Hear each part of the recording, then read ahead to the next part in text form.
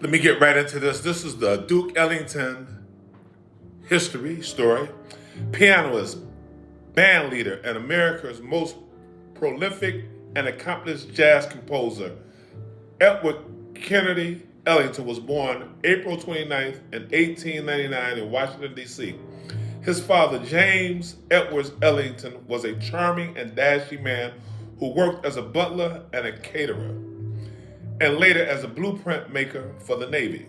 His mother, Daisy Ellington, pampered young Edward, whom she always referred to as her jewel. Both parents loved music and played the piano, but as a youngster, their only son preferred baseball to music lessons. That ended one day when Daisy saw her jewel accidentally get hit on the head with a baseball bat.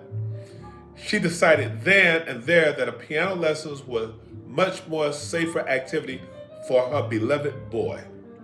Ellington lessons for the formal music instruction he would ever receive lasted only a short time.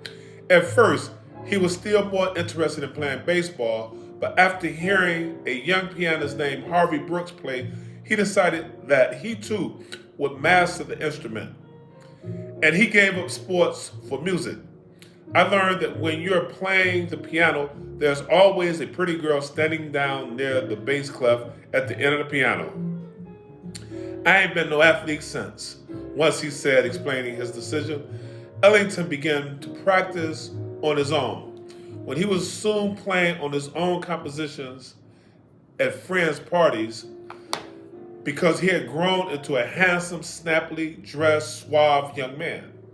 A friend nicknamed him Duke. He attached himself to a local piano player, Oliver Doc Perry, and learned the tricks of the popular styles ragtime, stride, and jazz. A talented painter as well, Duke Ellington made a fateful decision after graduating from high school and turned down a scholarship to Pratt Institute in Brooklyn, New York, in order to continue playing music. He spent several years working for Louis Tillman, a nightclub owner who booked him to play at dances and dinner parties. In 1918, he married Edna Thomas, his high school sweetheart.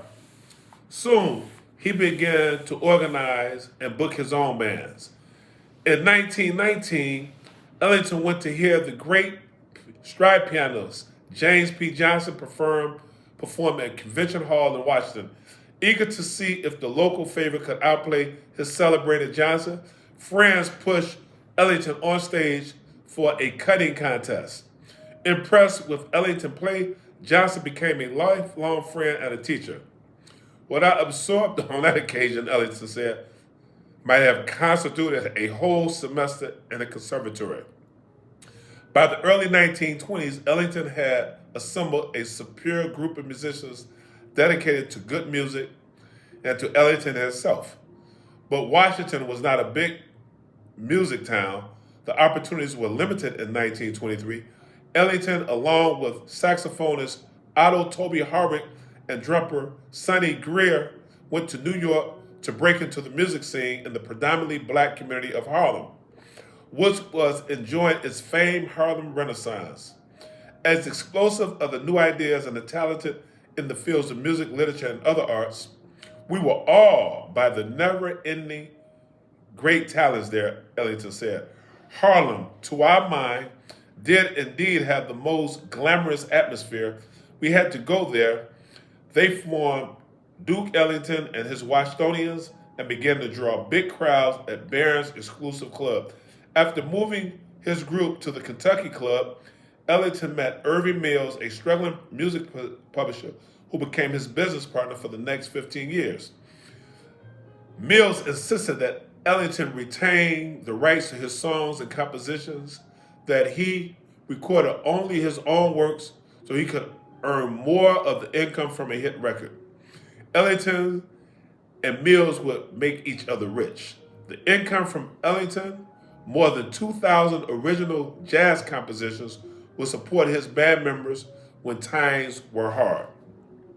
By the mid-1920s, Washington has added Miley on trumpet, Barney Bigard on clarinet, Joe Tricky Sam Natton on saxophone, Harry Carney on baritone. They quickly evolved from a dance band to a jazz band, perfecting a unique, deep, rhythmic sound of jazz known as jungle style. That big break came in 1927 when Mills booked the Washingtonians into Harlem's most famous spot, the Cotton Club, under the name of Duke Ellington and his orchestra. The band was a smash. They were soon making live radio broadcasts from the Cotton Club and becoming well known across the country for such as his Creole Love Call, East St. Louis, Tule True, Black and Tan. By the early 1930s, Ellington was a nationally known band leader and a symbol of the Harlem Renaissance, and the Ellington sound was recognized by jazz fans across the country.